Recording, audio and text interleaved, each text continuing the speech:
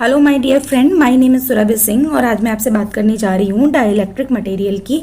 इसके पहले वाले लेक्चर में मैंने आपसे बात किया था इंसुलेटर क्या होते हैं। इंसुलेटर का ही सब टाइप होता है आपका डाइलेक्ट्रिक मटेरियल। तो आज मैं आपको डिफरेंट डाइलेक्ट्रिक मटेरियल्स के बारे में बात करूँगी। स्टार्ट करते हैं। डाइलेक्ट्रिक की प्रॉपर्टीज़ क्या होती हैं। तो जो इलेक्ट्रिकल इंसुलेटर होते हैं जिसमें से जो नॉन कंडक्टिंग जो आपके इंसुलेटर होते हैं वो आपके नॉन कंडक्टिंग मटेरियल होते हैं। तो वो नॉन कंडक्टिंग मटेरियल जिनका काम होता है चार्ज को स्टोर करना, उनको हम बोलते हैं डाइलेक्ट्रिक। जबकि वो नॉन कंडक्टिंग मटेरियल जिनका काम होता है इंसुलेशन को प्रोवाइड कराना, यानी इंसुलेट करना दो पर्टिकुलर कंडक्टर को या दो स्पेसिमेन को, उसको हम बोलते हैं इंसुलेटर। तो होपफुली आपको क्लियर हो गया होगा। आइए जल्दी से पढ़ देते हैं। Electrical insulator have a very few electron to take part in a normal conductivity. Such material have a interesting electrical property because the applied electric field create electric dipole and the material become polarized. यानी कुछ dielectric ऐसे होते हैं, यानी जब उनको electric field में रखते हैं, अगर सपोज ये एक डाइलेक्ट्रिक मटेरियल है, अगर हम इसको इलेक्ट्रिक फील्ड में रखते हैं तो क्या होता है कि यहाँ पर डायपोल बन जाते हैं। डायपोल का क्या मतलब है? पॉजिटिव एंड नेगेटिव चार्ज का एक पोल बन जाता है, इसको हम डायपोल कहते हैं। इन डायपोल की वजह से एक अलग से इलेक्ट्रिक फील्ड जनरेट होती है। इसके बारे में हम आगे बात करेंगे। फिलहाल हम डिफरेंट टाइप के डाइलेक्ट्रिक मटेरियल के बारे में जान लेते हैं। अगर हम सॉलिड डाइलेक्ट्रिक मटेरियल की बात करें तो क्या क्या आएंगे आपकी? Mica, ceramic and paper. Mica, ceramic and paper.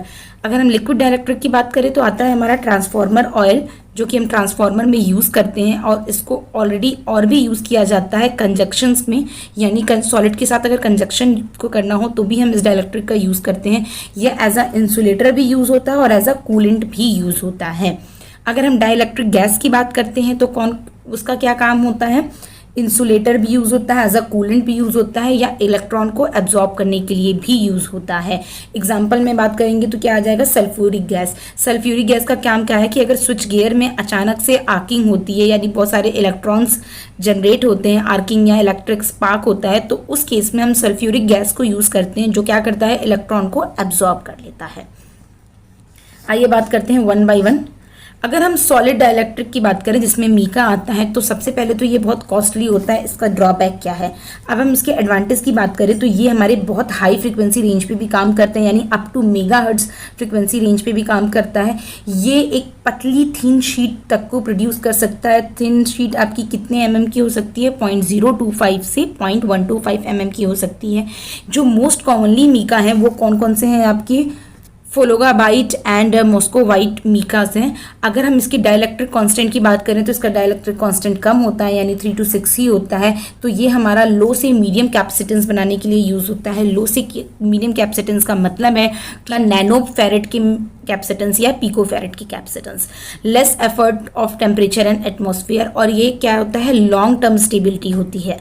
और अगर हम मीका की बात करें तो लॉन्ग टर्म स्टेबिलिटी होती है।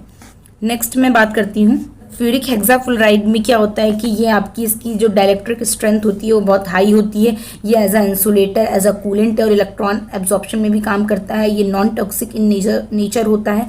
हाईली नॉन इन्फ्लेमेबल होता है, तो ये हाईली इलेक्ट्रोनेगेटिव होता है। So it absorbs electron during arcing during a switchgear, जो मैं आपको ऑलरेडी बता चुकी हूँ।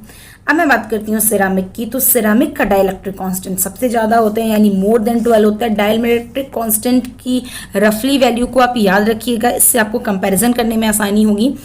ये ब्रिटल होता है, यानी बहुत हार्ड होता है। Used for making medium to high capacitance. High capacitance की अगर हम बात करें तो माइक्रोफेरेड की रेंज की कैपेसिटेंस को हम हाई कैपेसिटेंस कहते हैं। ये इसका सबसे ज़्यादा जो यूज़ होता है सिरामिक का, वो क्या यूज़ होता है? Used as a bypass and a coupling capacitor in a amplifier.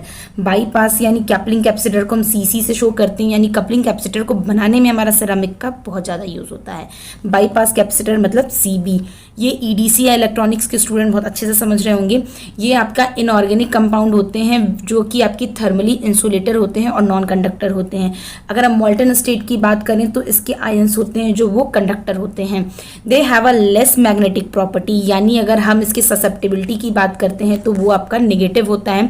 इसके एग्जांपल्स आते हैं आपका जिंक सल्फाइड, एल्यूमिना आता है Al2O3, ग्लासेस, सिलिकेट, तो ये सारे आप एग्जाम्पल याद करिएगा। अगर हम टिन ऑक्साइड की बात करते हैं तो इसकी सबसे एक्सीलेंट डाइलेक्ट्रिक प्रॉपर्टी होती है और इसकी गुड रिलायबिलिटी होती है, इसलिए हम टिन ऑक्साइड को कैपेसिटेंस बनाने में भी यूज़ करते हैं।